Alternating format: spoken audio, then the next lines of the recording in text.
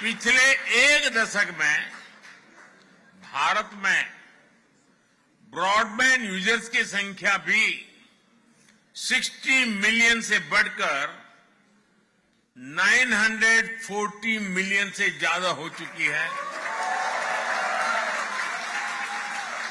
यानी यूरोप और यूएसए की पॉपुलेशन को मिला दे करीब उतने लोग आज भारत में ब्रॉडबैंड का यूज करते हैं। बीते दशक में करीब 7 lakh kilometre 7 lakh kilometre optical fibre बिछाया गया है। ये हमारी पृथ्वी के चारों ओर 70 बार चक्कर लगाने जितना है।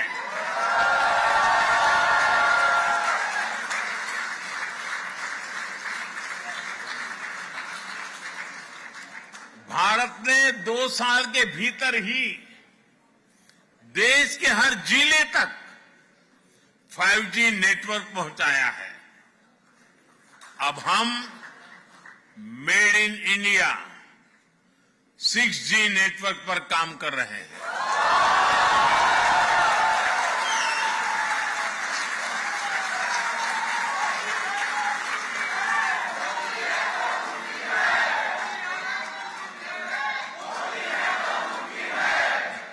साथियों, भारत की ट्रांसफॉर्मेशन की ये स्केल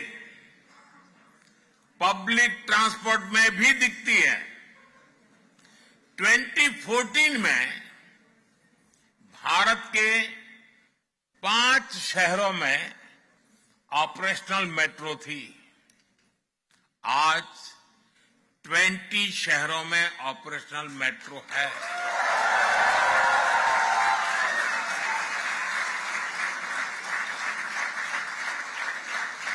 पोलैंड की 1/3 पॉपुलेशन जितने लोग आज रोजाना मेट्रो ट्रेन से सफर करते हैं।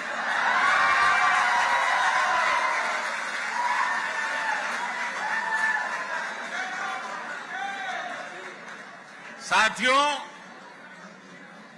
भारत जो भी करता है वो नया रिकॉर्ड बन जाता है, इतिहास रच जाता है।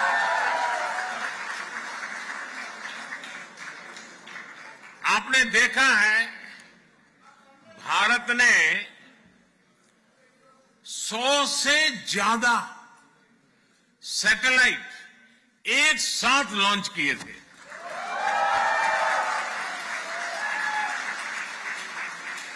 ये भी अपने आप में एक रिकॉर्ड है। अभी 2 दिन बाद 23 अगस्त को ही नेशनल स्पेस डे है। आप भी जानते हैं, याद है ना? क्या याद है?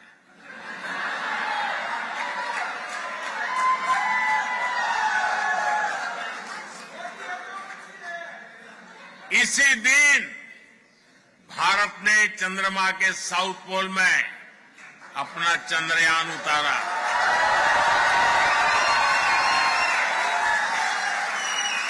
जहां कोई देश नहीं पहुंच पाया, वहां भारत पहुंचा है और उस स्थान का नाम है उस स्थान का नाम है भारत। दुनिया का तीसरा बड़ा स्टार्टअप इकोसिस्टम है। साथियों, दुनिया की आबादी में भारत का हिस्सा करीब 16-17% रहा है, लेकिन आबादी के लिहाज से ग्लोबल ग्रोथ में भारत की हिस्सेदारी पहले उतनी नहीं थी। अब स्थितियां तेजी से बदल रही है।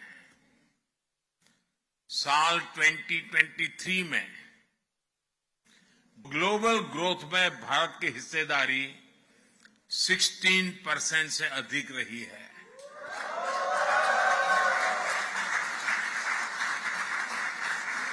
आज दुनिया की हर एजेंसी, हर संस्था भारत के शानदार फ्यूचर की भविष्यवाणी कर रही है। और ये एस्ट्रोलॉजर नहीं है, ये आंकड़ों के हिसाब से हिसाब लगाते हैं, जमीनी हकीकतों के आधार पर हिसाब लगाते हैं। अब भारत दुनिया की तीसरी बड़ी इकोनॉमी बनने से ज्यादा दूर नहीं है।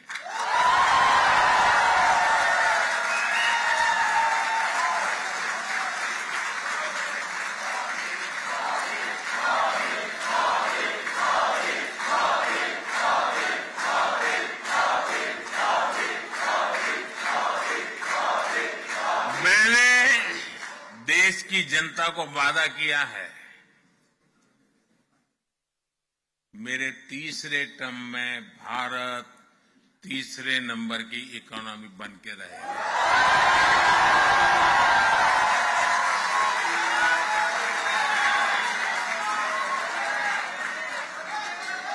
आने वाले वर्षों में दुनिया भारत का जबरदस्त आर्थिक उभार देखने जा रही है।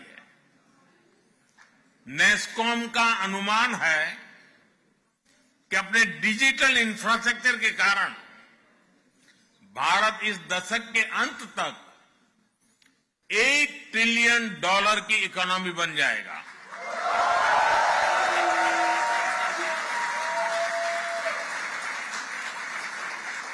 नेस्कॉम और बोस्टन कंसल्टिंग ग्रुप का आकलन है कि आने वाले 3-4 साल तक भारत का एआई मार्केट करीब 30-35% की स्पीड से ग्रो करेगा।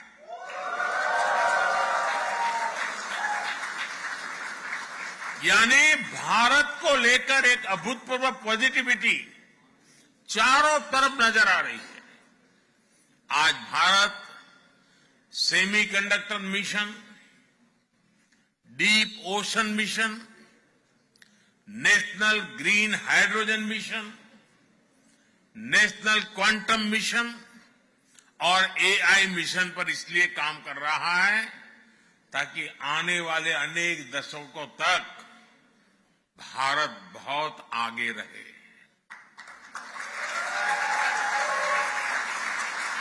भारत आने वाले कुछ वर्षों में अपना स्पेस स्टेशन स्थापित करने की भी तैयारी कर रहा है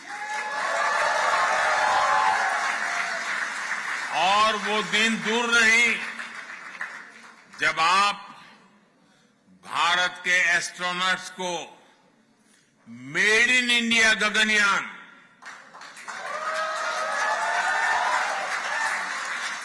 मेड इन इंडिया गगनयान से अंतरिक्ष में जाते हुए देखेंगे।